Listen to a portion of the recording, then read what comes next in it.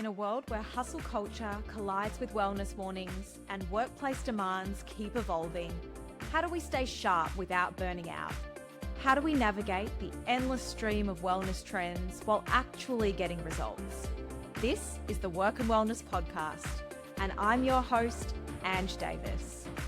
Drawing from my own journey of wins, stumbles, and honest revelations, I'll be bringing you raw, unfiltered conversations with experts and inspiring guests who've been there, lived it, and found a better way. Together, we'll cut through the noise and workshop what it really means to be well in today's workplace. No more choosing between success and sanity. No more sacrificing health for achievement.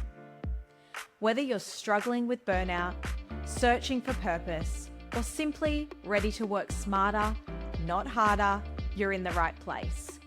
This is real talk about real solutions for real people. Let's get into it.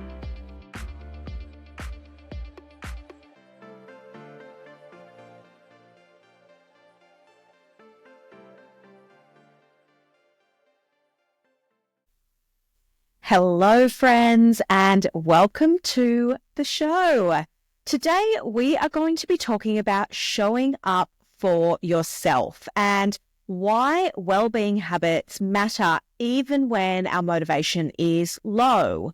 And I'll be honest, I have been feeling a little melancholy lately. Nothing too dramatic, but just that slow heaviness where everything feels just a little bit harder than usual. It's a little more difficult to get the motivation to want to do things and just feeling a little bit low. And I think we all have seasons like this, right? Where energy's low, motivation feels out of reach, and even the habits that we know that we have in our toolkit that are going to benefit us start to feel like a chore.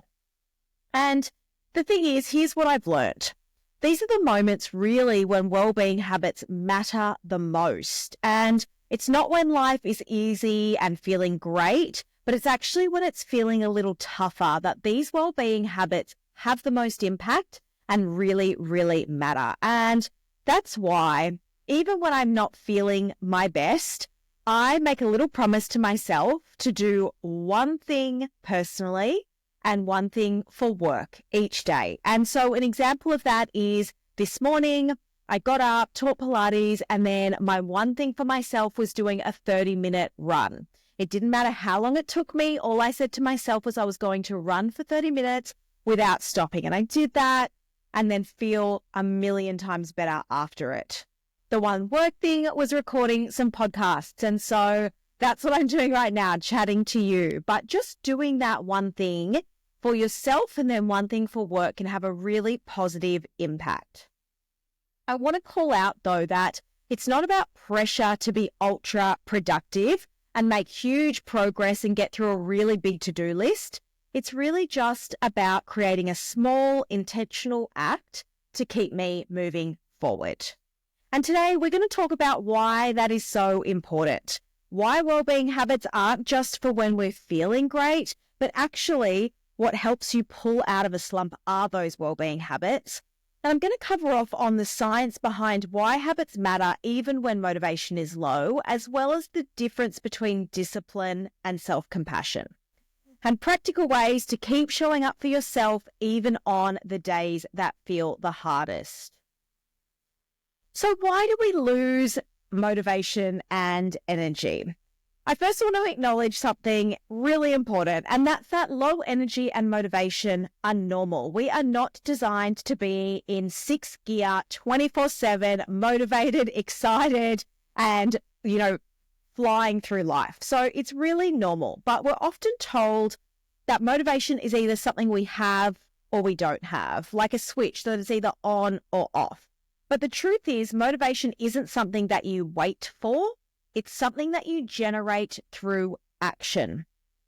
And so what happens to the brain on low energy? When we're feeling down, our brain shifts into conservation mode. The body and the brain are really bloody smart. And if we're feeling low, it does what it needs to do to shift into conservation mode. And it's an evolutionary response. When energy is low, The brain's prioritizing survival by reducing our output.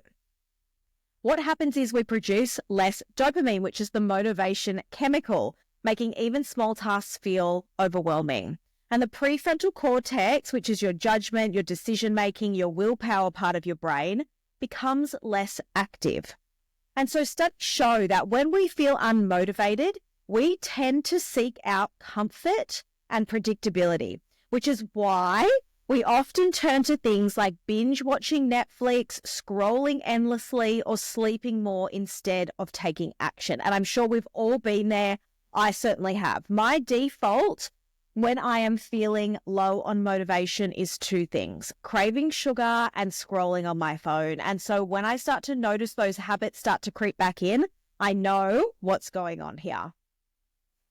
So the reason waiting for motivation doesn't work. How many times have you told yourself, I'll go for a walk when I feel like it, I'll go to the gym when I feel like it, and that feeling actually never comes? Well, that's because motivation is not what starts the action. It's what comes from the action. I'll say that again. Motivation is not what starts the action. It's what comes from the action. It's the output of the action. So an example, if you've ever dragged yourself to a workout when you didn't feel like it, like me this morning, but you ended up feeling better afterwards, that's because the movement triggers dopamine, which boosts mood and motivation. So doing the thing creates the motivation rather than the other way around. It's not the cause of the action, it's the result. And I think that's a really important distinction and a cool mindset shift. We can change the way we think about motivation and say to ourselves, I'm going to go out and create some motivation for myself today. One of the hardest things about the low energy phases in our life is that they can create a negative feedback loop. What this looks like is you feel low, you skip your usual habits, you feel worse, and it becomes harder to restart, and it just starts to spiral downwards. And I'm sure we can all relate to that. But the longer we stay inactive, the harder it is to take action. And that's why I think it's so important that even when we're feeling like this, we just do one thing personal, one thing work each day, so we don't head on that downward spiral of inaction. It's so important to be consistent, even if it's small, because it tells you that you can keep doing it and it creates proof points for you. And doing something, no matter how small, is really what prevents that downward spiral. And I always say, downsize, don't delete when it comes to the habits that are great for us. So if we know waiting for motivation doesn't work, then what is the solution? And I've covered this off a couple of times. I've said it sort of as we're working through, and that is commit to one thing for yourself and one thing for work each day when you're feeling like this. The reason that this works is if the small wins create momentum. So even the tiniest of actions send a message to your brain saying, I'm capable, I can do this. It lowers stress. Studies show that completing even one small task on your list reduces cortisol, which is the stress hormone, and it increases our feeling of being in control, which also lowers stress. And it prevents us from going into that all or nothing mindset. Instead of thinking, I can't do it at all, I won't do anything, you create a middle ground where progress is still happening. It just might not be that really quick progress that you're hoping for. So how do you apply this to your life? Instead of making a really long to-do list when you're feeling low, which can sometimes feel more overwhelming, I want you to write down one thing you're going to do every morning for yourself. It doesn't have to be exercise. It could be making a healthy meal. It could be journaling for a couple of minutes. It could be calling a friend, or it could be going for a walk. But write it down. At the start of your day when you're feeling like this, once you've gotten out of bed, just write down one personal thing you're going to do for yourself. And then write down one work task. It could be finishing one report that you've got to finish, or focusing on a single priority for today, or scheduling those meetings that need to be scheduled. It might be a challenging email you need to respond to. Just one thing.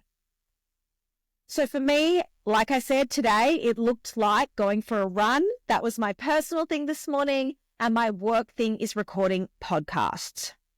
But by keeping it small and achievable, it means I stay in motion without overwhelming myself. And that's the most important thing, to stay in motion without the overwhelm. The goal is really consistency, not perfection here. And I want to call out, not every day is going to be the same. Some days you'll feel capable of doing more. Other days it will feel like a struggle, and both are okay. And a simple mindset shift is I don't have to do everything. I just have to do something. And on the days when you're really feeling like it's a struggle, just getting those 2 things you commit to done makes such a huge difference to our mindset. So here's practical strategies for your low energy days. If you're in a slump, these are some realistic science-backed ways to support yourself. The first one, use the 5-minute rule. Tell yourself that you only have to do something for 5 minutes.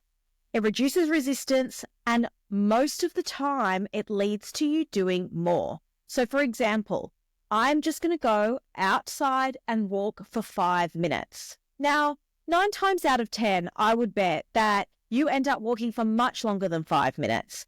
Or you're just going to journal for 5 minutes or put the washing away for 5 minutes. It doesn't matter what it is. Typically, if you start with 5 minutes, it ends up being longer. And if it's not, that's okay too. At least you've done something. The second one is anchoring your habits to something that you already do. So if you already make a coffee every morning, adding a habit like doing your breath work while waiting for your coffee to brew, or writing a couple of sentences of gratitude while you wait for your coffee to pour is a really great way to habit stack. So sticking it onto something you're doing already. The third one is make it ridiculously easy. If journaling feels too hard, just commit to writing 1 sentence. If a full workout feels overwhelming, just commit to 10 squats. You know how much I love 10 squats if you've been listening for a while now. Action really matters more than intensity because it's about what it's telling you about yourself and your commitment to staying in motion. The fourth one is create accountability. Text a friend your 2 things for each day and say, this is what I'm committing to. I'm committing to going for a walk today and doing X for work. Can you please hold me to it and check in with me later today? Or join a group challenge is another great way to create external accountability. And number 5, be kind to yourself. Self-compassion fuels resilience. So instead of saying, why can't I get it together? Why am I feeling so lazy? Why can't I do it? Say to yourself, this is a hard season, but I'm still moving forward anyway. So I just want to recap on those 5 things. These are all science-backed, and these are things that you can do on your low mood, low energy days. Use the 5-minute rule. Just say you're going to do it for 5 minutes. Anchor your habits to something you already do. Habit stacking. Make it ridiculously easy. Remove any barriers. Create external accountability, and overall be kind to yourself to build resilience. I want to finish by saying motivation doesn't come first. Small action leads to motivation. And I think if there's one message that comes out of listening to this podcast today, it's that it's not the motivation that comes first. It's the action that comes first, and that creates motivation. When energy is low, commit to 1 thing for yourself and 1 thing for work each day. And progress isn't about doing everything perfectly. It's about keeping the habit alive in any form. So like I said, downsize, don't delete. That's really, really important to continuing that momentum forward when you're having low energy days, weeks, seasons. The final quote I want to leave you with today is from one of my absolute favorites, James Clear, who wrote Atomic Habits. He says, success is the product of daily habits, not once in a lifetime transformations. So it truly is the small things you do every single day that create success. And it makes sense that I would be recommending that that's the book, Atomic Habits. It's one of the best books on building small, sustainable habits that actually stick. So it's a great one to read and keep in mind if you're having those low energy days. If this episode resonated with you, I'd love to hear one small habit that you are going to commit to. Feel free to write it in the comments if you're on Spotify, or send me a DM on Instagram. I'm really happy to be that accountability, the external accountability for you. But just really think about one small thing for work, one small thing for personal that you can do each day that tells you that you're still moving forward and avoiding that spiral downwards of inaction. Thanks for listening. Thanks for joining me on Work and Wellness. If today's episode resonated with you, remember, someone in your network might need to hear this too. Share it with a colleague or friend who could use these insights. I'd love to keep the conversation going, so find us on Instagram at Mind Your Grit, where we share daily tips and continue these discussions. And if you found value in today's episode, please take time to rate and review the show. It makes such a huge difference and helps other people discover conversations they might really need. Don't forget to hit subscribe so you never miss an episode. Each week, we're building a community of people who believe that success and well-being go hand in hand. You can find the notes, resources, and links from today's episode at mindyourgrit.com. This is Work and Wellness with Ange Davis. Your work matters, your wellness matters, and this is where it all comes together. See you next week.